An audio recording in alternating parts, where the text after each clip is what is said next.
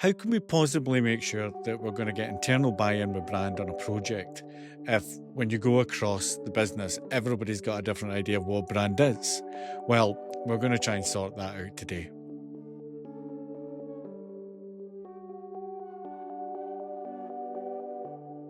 Hi, my name's Stuart Steele. I work for Good. Good's a brand consultancy. We are based in the UK. And if I'm not in our office in Glasgow, I'm here in this little room where I do a lot of thinking about brands and how we can help them be better and how we can help embed brands in businesses and make sure that brand helps grow businesses. And I do a lot of that thinking in here. When you go back to the very beginning of any kind of brand project, the biggest problem that we seem to have is the word brand. It's a word that seems to be used in front of a lot of words. So you end up getting brand purpose, brand love, brand personality, brand behaviors, archetypes, vision, mission, tone, marketing, comms, principles, promises, and pillars. All the P's, all the bollocks, all the nonsense. And what all this does is just create a mess of what is it we're trying to do here? What is brand? If it's all these things, how can it be anything?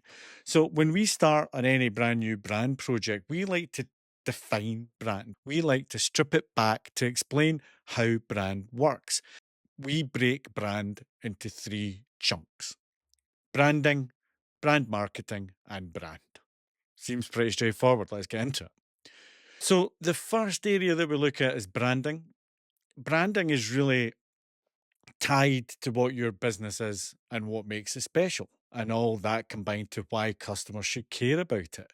The branding should always be tied into an overall business strategy, and that initial foundation piece should be some kind of written statement, or some people call it a vision, a mission, a purpose. I don't like purpose. We'll go into that in another video, but something that is written about why the business exists and why people should care. It's really fundamental, and it's the foundational element for the whole of the brand. Once you get that nailed, what you then start to do is create assets to support that branding. It can be logo, it can be colors, font, images, styles, tone of voice. All this reflects the values of the business. And if you're really doing it right, it should also help guide behaviors. It should help how you answer the phone. It should help how your team acts when somebody new starts. And most importantly, it should help you understand how the brand acts when something goes wrong, because the way you behave at those points is all rooted in what the branding of the business is. It's so important. With the branding nailed, so you know who you are, why your customer cares, and how you behave, it really means nothing if all that just sits in a drawer. You've got to tell people about who you are and what you do. And brand marketing brings all the branding together, and it starts to tell your customers why they should consider you. It's not sales messaging. It's important to note what we're not trying to tell people is about the products.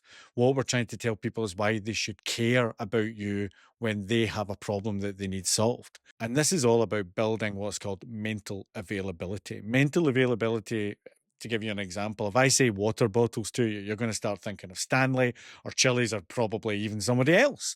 When your potential customer has a problem, what you need your brand marketing to do is put you in the mix when they're trying to find a solution to that problem. The final stage of this is, well, the actual brand. And that comes down to what people think about you. It's the sum of everything you've done, you've said, and signaled. It's what they remember, it's how they feel, and it's what they would say about you to somebody else. Now, you can influence this, you can have fantastic assets, you can have a really strong principle behind the business, but you can't control the brand. Your customers control it. It lives in their heads, it doesn't live in your guidelines. To give you an example of how this plays out, let's look at Jaguar. You'll probably remember the Jaguar rebranded. They branded with bold visuals. There was a new identity. The rationale behind it was something to do, I believe, with the fact that they felt that their old customer base was dying out. They needed to invigorate the brand to bring new customers in. So there was a clear rationale. There was a big launch, glossy ads, big saturation on LinkedIn. If you were on LinkedIn at the time, I can only apologize. It was awful. And the reaction to all this, it wasn't quite what they hoped. What people thought about Jaguar and then what people were seeing on the new Jaguar just didn't resonate. It didn't work. And it goes to prove the point that a lot of the times, no matter if you've got the rationale and big budgets and incredible media spend, you really don't own your brand. You only curate it. And that's the most important thing to know about branding. Just to sum up, as a top level overview of what matters, cutting through all the brand fluff, brand is broken down into three parts: branding, who you are, what you look like, all tied to a business strategy, all in line with the business moving forward. There, you've got brand marketing, taking all the branding work that you've done and explaining to customers why they should care about you so that they remember you when they have a problem.